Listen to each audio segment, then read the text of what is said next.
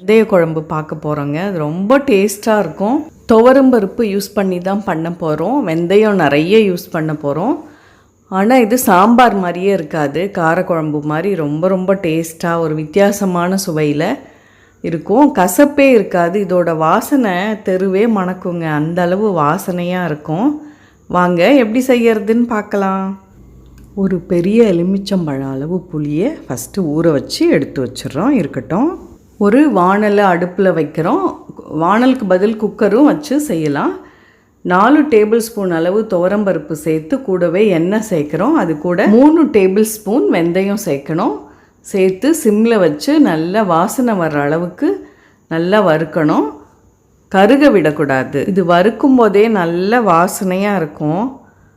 உடம்புக்கு இது ரொம்ப குளிர்ச்சிங்க இவ்வளோ வெந்தயம் சேர்க்கறது. ஒரு 15 மிளகாய், சின்ன ஸ்பூனில் மிளகு, சீரகம், தனியா, பெருங்காயம், உளுத்தம்பருப்பு இது எல்லாமே சேர்த்து சிம்மில் வச்சு நல்லா வாசனை வர்ற அளவு வறுக்கணுங்க.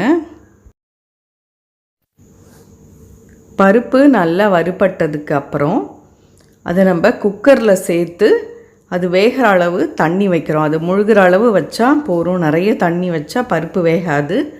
கூடவே மஞ்சத்தூள் சேர்க்குறோம். சேர்த்து குக்கரை மூடி வெயிட் போட்டு 4 விசில் விடணுங்க. அப்போ தான் பருப்பு நல்லா வேகும்.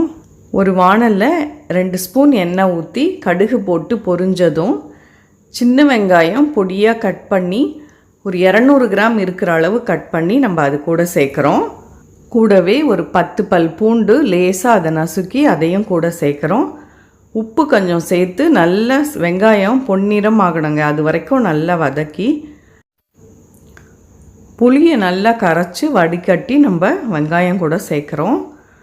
பாருங்கள், இந்த மாதிரி சேர்த்துட்டு புளி நல்லா கொதிக்கணுங்க.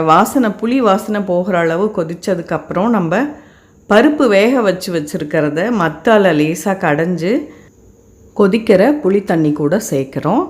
இப்போ நமக்கு எந்த அளவு தண்ணி தேவையோ அந்த அளவு நம்ம சேர்த்துக்கிறோம். கூடவே தேவையான அளவு உப்பு சேர்த்து குழம்பு நல்லா கொதிக்கும்போது ஒரு கரண்டி நல்லெண்ணெய் சேர்க்குறோங்க. நல்லா கொதித்து ஓரளவு குழம்பு நல்லா கட்டியானதுக்கு அப்புறமா நம்ம ஸ்டவ் ஆஃப் பண்ணிடுறோம்.